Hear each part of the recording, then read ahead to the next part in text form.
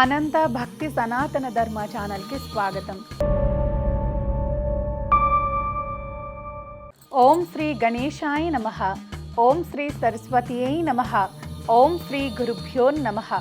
బోలా శంకరుడంటే భక్తులకు ఎంతో ప్రీతి.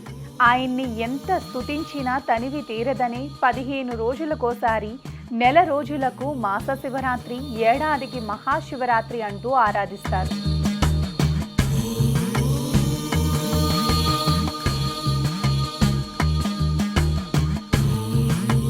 ఈ ఏడాది మహాశివరాత్రి ఫిబ్రవరి 26 బుధవారాన వచ్చింది.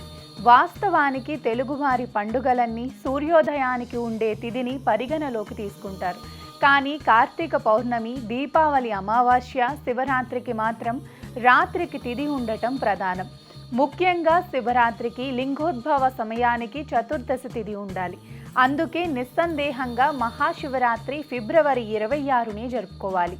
ఈ విషయంలో ఎలాంటి గందరగోళం అవసరం లేదు.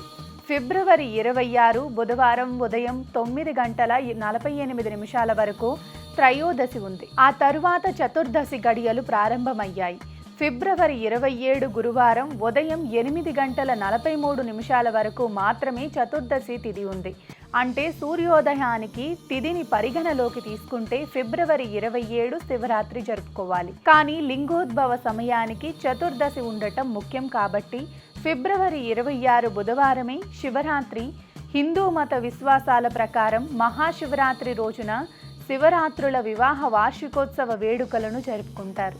ఈ సందర్భంగా ఈ ఏడాది మహాశివరాత్రి ఎప్పుడొచ్చింది, పూజా విధానం, శుభముహూర్తాల గురించి ఇప్పుడు తెలుసుకుందాం. మహాశివరాత్రి ప్రాముఖ్యత ఏంటి? హిందూ పంచాంగం ప్రకారం ప్రతి ఏటా మాఘమాసం కృష్ణపక్షంలో చతుర్దశి తిథి నాడు మహాశివరాత్రి పండుగను శివయ్య భక్తులు ఎంతో ఘనంగా జరుపుకుంటారు. ఈ పండుగ వేళ తెలుగు రాష్ట్రాలతో పాటు దేశంలోని శివాలయాలన్నీ శివనామస్మరణతో మారుమోగుతాయి.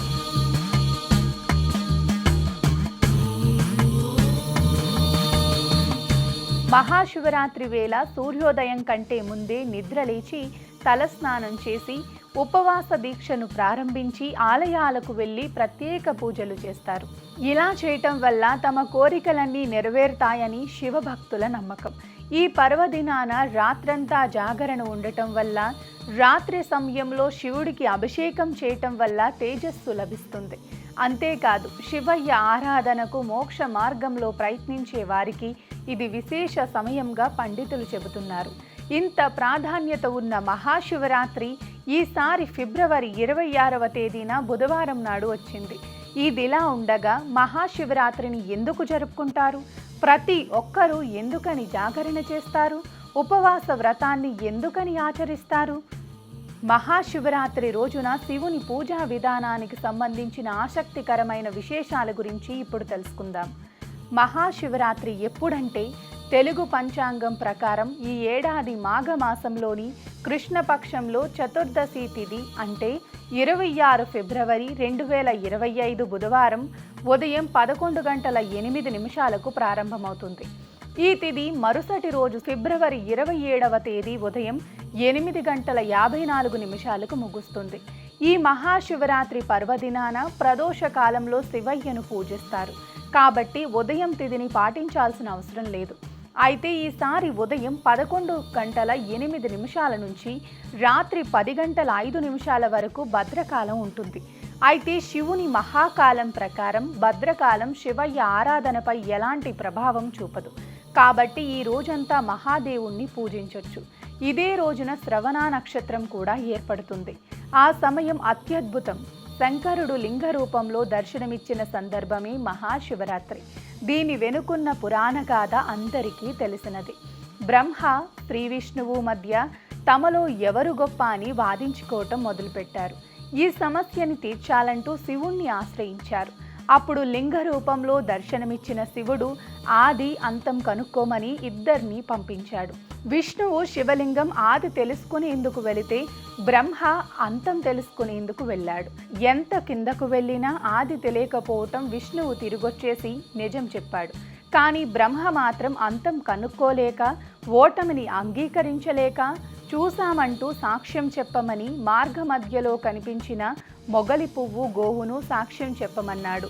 ఆ విషయం తెలుసుకున్న శివుడు బ్రహ్మకు ఆలయాలు ఉండవని, మొగలి పువ్వు పూజకు పనికిరాదని, గోవు ముఖం చూస్తే పాపమని శపించాడు. అందుకే బ్రహ్మదేవుడికి ఆలయాలు లేవు, మొగలి పువ్వుని పూజకు వినియోగించరు, గోవు ముఖం భాగాన్ని కాకుండా తోక భాగాన్ని పూజిస్తారు. ఈ సమయంలోనే ప్రాణకోటిని సృష్టించి రక్షించే బాధ్యత బ్రహ్మకు, మోక్షాన్నిచ్చే బాధ్యత విష్ణువుకి అప్పగించాడు శివుడు. ఈ విషయాలన్నీ కూర్మ, వాయు, శివపురాణాల్లో ఉన్నాయి. సాధారణంగా ఏకాదశి వ్రతం ఆచరించేవారు దశమి నుంచి నియమాలు పాటించినట్టే మహాశివరాత్రి పాటించేవారు త్రయోదశి నుంచి నియమాలు పాటించాలి. త్రయోదశి రోజు ఓ పూట భోజనం చేసి నేలపై నిద్రించాలి. చతుర్దశి రోజు శివాలయాన్ని దర్శించుకొని ఉపవాసం, జాగరణ చెయ్యాలి. పూజా విధానం: మహాశివరాత్రి వేళ బ్రహ్మముహూర్తంలో స్నానం చేసిన తరువాత ఆలయాన్ని శుభ్రం చెయ్యాలి.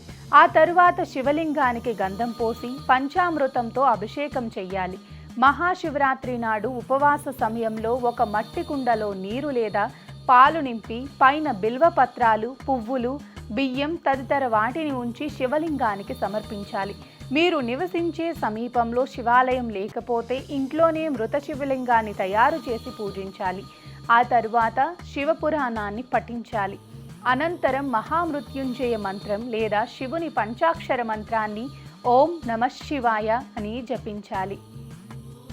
మహాశివరాత్రి వేళ శివపూజ ముగిసిన తరువాత నువ్వులు, బియ్యం, నెయ్యి కలిపిన నైవేద్యాన్ని సమర్పించాలి. మహాశివరాత్రి రోజున ఖచ్చితంగా జాగరణ అంటే నిద్రపోకుండా ఉండాలని, ఇలా చేయటం వల్ల భక్తుల కోరికలన్నీ నెరవేరుతాయని చాలామంది నమ్ముతారు. జాగరణ తప్పనిసరి. గరుడ, స్కంద, పద్మ, అగ్ని పురాణాల ప్రకారం మహాశివరాత్రి రోజున ఎవరైతే ఉపవాసం ఉంటారో వారంతా పరమేశ్వరుడికి బిల్వపత్రాలతో పూజలు చెయ్యాలి.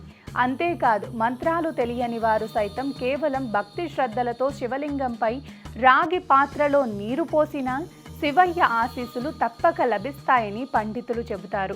ఇక రాత్రి సమయంలో జాగరణ ఉండటం వల్ల శివయ్య నరకం నుంచి రక్షిస్తాడు, మోక్షాన్ని ప్రసాదిస్తాడని చాలామంది నమ్ముతారు. ఈ ఒక్క రోజున ఉపవాసం, జాగరణ ఉంటే చాలు. ఎలాంటి తీర్థయాత్రలు, వ్రతాలు చెయ్యాల్సిన అవసరం లేదు. శివ పూజ ఐశ్వర్యం, ఆనందం కోసం కాదు. హిందువులకు శివారాధన మీదున్న మక్కువ ఏటికేటికి పెరుగుతుందే కానీ తగ్గటం లేదు. బోలాశంకరుడు ఐశ్వర్యాన్నిస్తాడు, ఆనందాన్నిస్తాడు, బాధలన్నీ తీర్చేస్తాడని కాదు, సృష్టి తత్వాన్ని బోధిస్తాడని, సంసార బంధాల నుంచి విముక్తి కల్పిస్తాడని, తనలో ఐక్యం చేసుకుంటాడని భక్తుల విశ్వాసం. మిగిలిన పండుగల కన్నా భిన్నం. ఏ పండుగ అయినా స్నానం, పూజ, కొత్త బట్టలు, పిండి వంటలు, ఇల్లంతా సందడి ఉంటుంది. కానీ శివరాత్రి పండుగ అందుకు పూర్తి భిన్నంగా ఉంటుంది. రోజంతా ఉపవాసం, రాత్రంతా జాగరణ, సంసార సుఖాలకు దూరంగా ఉంటూ అనుక్షణం శివయ్య ధ్యానంలోనే రోజు గడుస్తుంది.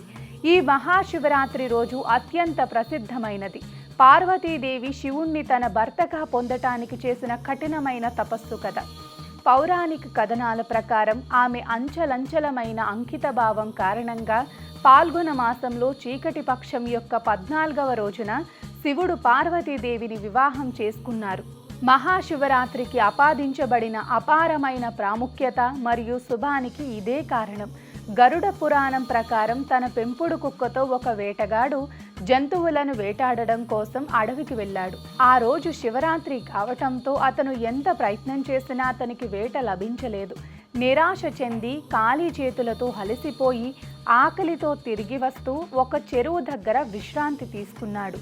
అక్కడ ఒక బిల్వ వృక్షం కింద ఒక శివలింగం చూశాడు. విశ్రాంతి కోసం అతను చెట్టు నుండి కొన్ని ఆకులు తెంపాడు. అలా తెంపుతున్నప్పుడు అనుకోకుండా వాటిలో కొన్ని శివలింగంపై పడ్డాయి. తన పాదాలను శుభ్రపరుచుకోవటానికి అతను చెరువు నుండి నీటిని తెచ్చి చల్లుకున్నాడు. అనుకోకుండా కొంత నీటిని శివలింగంపై చల్లాడు. ఈ పనులు చేస్తుండగా అతని బాణాలలో ఒకటి అతని పట్టు నుండి జారిపోయి శివలింగం ముందు పడి నిటారుగా నిలబడ్డట్టు అయ్యింది. అది ఈశ్వరునికి నమస్కారం చేసినట్లు అయ్యింది. వేట కోసం అతను ఆ రాత్రంతా ఆ చెట్టు దగ్గరని నిద్రపోకుండా చూశాడు. ఈ విధంగా తనకు తెలియకుండానే శివరాత్రి రోజున అతను శివపూజ ప్రక్రియ మొత్తాన్ని పూర్తి చేశాడు. అతని మరణం తరువాత యమదూతలు అతని ఆత్మను తీసుకుపోవటానికి వచ్చినప్పుడు శివుని పరివారం నుండి దేవతలు అతని రక్షించడానికి వచ్చి అతను తనకు తెలియకుండానే శివరాత్రి రోజు శివపూజ చేసినందున అతని కైలాసానికి తీసుకువెళ్లారు. ఇక తెలియకుండా చేసిన శివరాత్రి రోజు చేసిన పూజకు ఇంత మహిమ ఉంటే తెలిసి చేసే శివ పూజలో ఎంతటి మహిమ ఉంటుందో మీరే గమనించగలరు. మహాశివరాత్రి లింగోభవ శివార్చన సమయం రాత్రి 12:03 నుండి 12:52 వరకు.